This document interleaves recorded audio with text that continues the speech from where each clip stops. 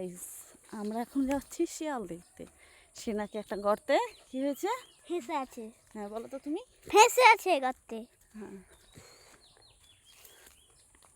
এটা জুনাইদ।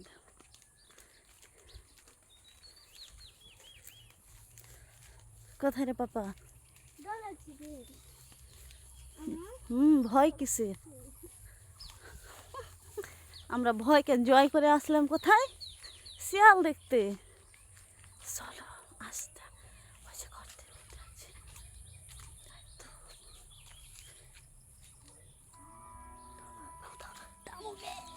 এই তো দুটা, একটা না দুটো,